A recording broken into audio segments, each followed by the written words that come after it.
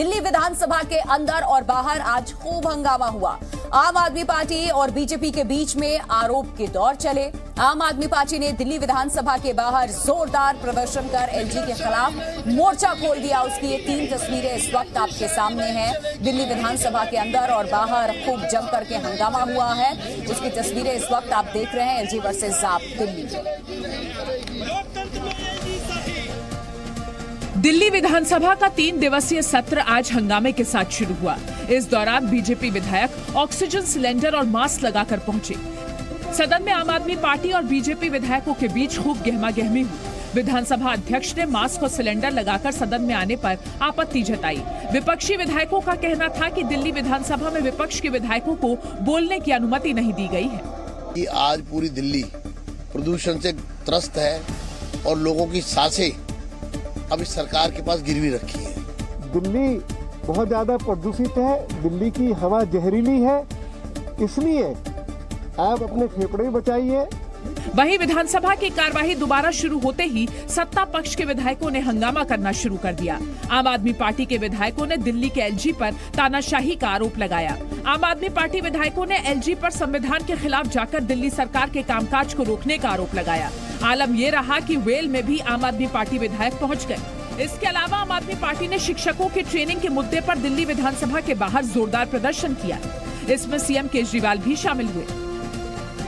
हम चाहते हैं कि हमारे गरीबों के, मिडिल क्लास के बच्चों को भी विदेशों जैसी अच्छी से अच्छी शिक्षा मिले। अब सब बच्चे तो विदेश जा नहीं सकते, तो हमने दिल्ली में स्कूल अच्छे कर दिए। दरअसल आज विधानसभा में हंगामे की सबको उम्मीद थी। एलजी के प्रशासनिक अधिकारों और शराब घोटाले को लेकर बीजेपी और आम आदमी पार्टी में पिछले कई दिनों से तकरार चल रही है।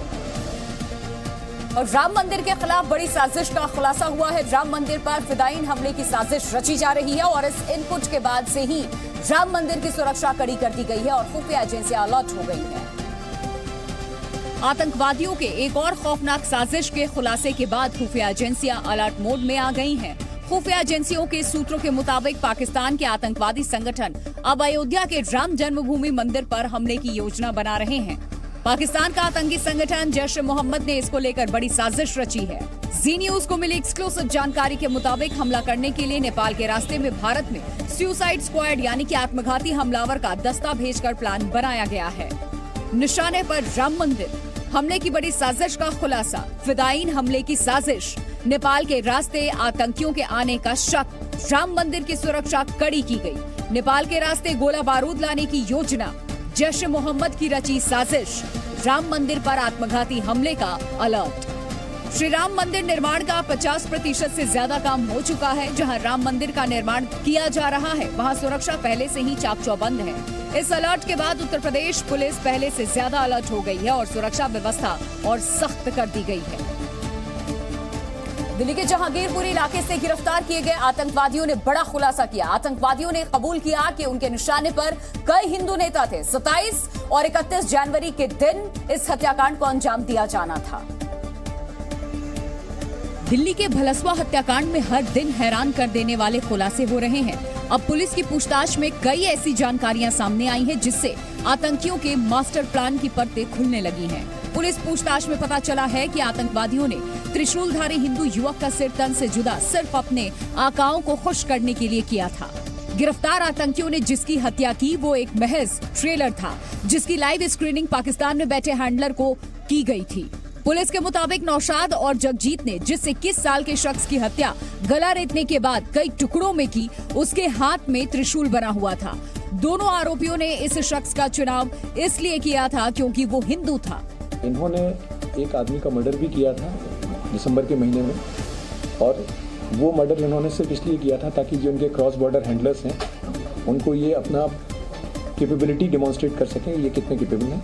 हिंदू युवक का सिर तन से जुदा करना तो महज एक शुरुआत थी। आतंकियों का असली प्लान और ज्यादा खौफनाक था। ताजा जानकारी में पता चला कि आतंकी पंजाब के कई बड़े हिंदू नेताओं को ग्रेनेड से उड़ा देना चाहते थे और इसके लिए तारीख भी मुकर्रर कर ली गई थी। नौशाद का क्रॉस बॉर्डर एक एलईटी एसआई हैंडलर है जो सस्पेक्टेड है, वो उसको हैंडल कर रहा था। इनकी फंडिंग हो रही थी और ये एक बड़ी राइट विंग लीडर्स को टारगेट करने की प्लानिंग बना रहे थे, जिसके लिए तैयारी कर रहे थे। आतंकवादियों का प्लान एक के बाद एक टेरर हमले से पूरे देश को दहला देना था। स्पेशल सेल की गिरफ्त में आए जगजीत उर्फ जग्गा और नौशाद के निशाने पर पंजाब के बड़े हिंदू लीडर थे। सूत्रों के मुताबिक दोनों आतंकी रेकी को अंजाम देने के बाद जनवरी के आखिर में इन नेताओं की हत्या करना चाहते थे। बजरंग दल, शिवसेना और कांग्रेस से ये नेता जुड़े हुए हैं। 27 और 31 जनवरी के दिन इस हत्याकांड को अंजाम दिया जाना था। देश के दिल में इतना बड़ा छेद करने का ये प्लान अब फेल हो चुका है, क्योंकि हमारे सुरक्षा बलों की चौकसी और मुस्तैदी ने इन दोनों आतंकवादियों को पहले ही गिरफ्तार कर लिया है और अब ये दोनों जेल की हवा खा रहे हैं। नेपाल में हुए विमान हादसे के बाद यूपी के गाजीपुर जिले में हर कोई गमगीन है। दरअसल हादसे में मारे गए 5 भारतीयों में से 4 गाजीपुर के रहने वाले थे। इनमें से एक ने लैंडिंग से कुछ पल पहले ही फेसबुक लाइव भी किया था। नेपाल के पोखरा में रविवार को हुए विमान हादसे में सभी 72 लोगों की मौत हो गई। येती एयरलाइंस के प्लेन ATR 72 में 5 भारतीय समेत 68 यात्री और 4 क्रू मेंबर सवार थे। विमान पोखरा एयरपोर्ट के पास हादसे का शिकार हो गया। हादसे में मारे गए 5 भारतीयों में से 4 उत्तर प्रदेश के गाजीपुर जिले के हैं। इस हादसे से चंद सेकंड पहले का वीडियो सामने आया। क्रैश हुए विमान में सवार गाजीपुर के एक युवक सोनू जायसवाल ने प्लेन के लैंड होने से ठीक पहले ये वीडियो अपने फेसबुक लाइव पर शेयर किया था।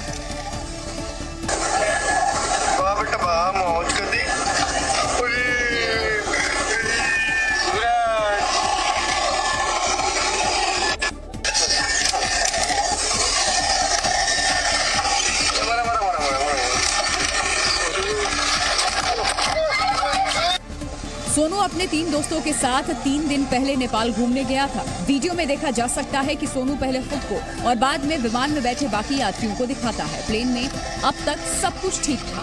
कुछ ही देर में अचानक चिल्लाने की आवाज आने लगती है। पूरे विमान में चीख पुकार मच जाती है और कुछ ही देर में वीडियो धुंधला हो जाता है। यानी तब हादसा हो चुका था। चारों तरफ सिर्फ आग का गुबार नजर आ रहा है। वहीं गाजीपुर की डीएम ने कहा कि मृतक युवकों के परिजनों को हर संभव मदद दी जाएगी। आपस में दोस्त थे और एक ग्रुप बना करके वहाँ घूमने गए थे और इस हादसे के शिकार हुए हैं। बहुत दुखद घटना है। इस क्रम में हम लोग इंडियन एम्बेसी काठमांडू से टच में हैं। पोखरा में अब मलबा ही नजर आ रहा है। सुबह मौसम खराब होने की वजह से राहत कार्य में बाधा आ रही थी। आप देख रहे हैं यहाँ पे सर्च एंड रेस्क्यू ऑपरेशन जारी है। ये फ्लाइट के नीचे माना जा रहा है कि 3 बॉडीज होने के चांसेस हैं और अभी तक 68 बॉडीज मिल गई हैं। खबरों के मुताबिक दुर्घटनाग्रस्त विमान का ब्लैक बॉक्स मिल गया है। इस ब्लैक बॉक्स के जरिए हादसे के कारण का पता लगाया जा सकेगा। वहीं विमान हादसे को लेकर नेपाल में आज एक दिन का राष्ट्रीय शोक घोषित किया गया है।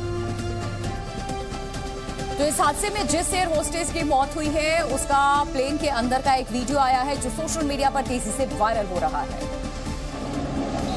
नेपाल में हुए दर्दनाक विमान हादसे ने लोगों को झकझोर कर रख दिया है।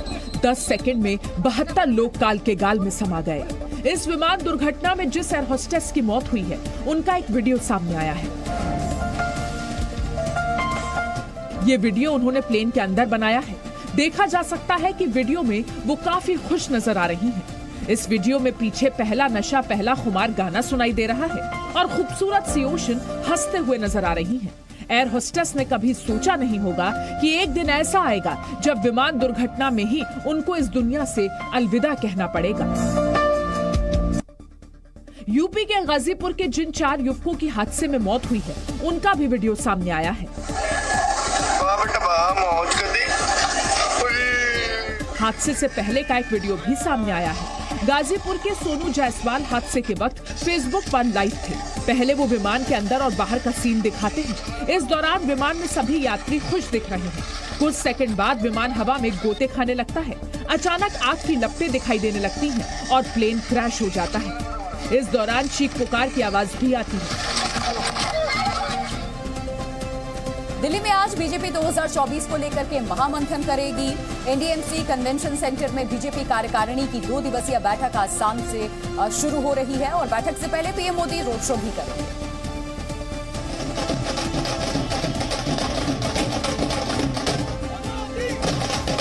दिल्ली में बीजेपी कार्यकारिणी की आज से 2 दिन की बैठक शुरू हो रही है। ये बैठक एनडीएमसी कन्वेंशन सेंटर में होगी। बैठक की अध्यक्षता पार्टी अध्यक्ष जेपी नड्डा करेंगे।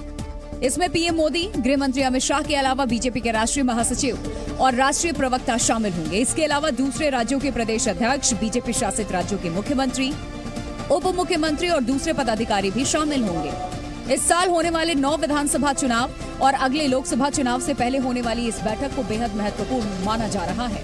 निर्णय ये कोई बाप बेटा की पार्टी नहीं है, माँ बेटा की पार्टी नहीं, भाई भाई की पार्टी नहीं, ये कार्यकर्ता की पार्टी है, जहाँ हर निर्णय कार्यकर्ता मिलकर लेता है। बैठक में शामिल होने से पहले प्रधानमंत्री नरेंद्र मोदी दिल्ली में रोड शो करेंगे। ये रोड शो पटेल चौक मेट्रो स्टेशन से एनडीएमसी सेंटर तक होगा। इसकी दूरी तकरीबन 1.5 किलोमीटर है। रोड शो के रूट पर ट्रैफिक के लिए खास इंतजाम किए गए हैं।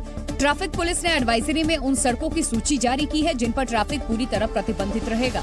ये प्रतिबंध दोपहर 2:30 बजे से लेकर शाम 5 बजे तक रहेगा। अगर रास्तों की बात करें तो पटेल चौक, संसद मार्ग थाना, एसबीआई बैंक, संसद मार्ग, जंतर मंतर, रेड लाइट से होकर रोड शो गुजरेगा। जिस तरह से बीजेपी ने इसे सजाया है, गरीब का संकल्प और हमारा संकल्प, गरीब कल्याण हमारा संकल्प, ये थीम है भारतीय जनता पार्टी के राष्ट्रीय कार्यकारिणी की इस बैठक में। बीजेपी कार्यकारिणी की बैठक में राजनीतिक आर्थिक प्रस्तावों के अलावा G20 सम्मेलन से जुड़े कार्यक्रमों और उनमें बीजेपी सांसदों, विधायकों और कार्यकर्ताओं की भागीदारी पर चर्चा होगी। साथ ही संगठनात्मक विषयों पर भी चर्चा होगी, जिनमें लोकसभा की 160 कमजोर सीटों पर प्रस्तावकों की तैनाती, संबंधित प्रगति पर भी चर्चा शामिल है। 17 जनवरी को पीएम मोदी के मार्गदर्शन में भाषण के साथ बैठक का समापन होगा। बैठक के समापन सत्र में पीएम मोदी बीजेपी कार्यकर्ताओं को 9 राज्यों और लोकसभा चुनाव में जीत का मंत्र देंगे।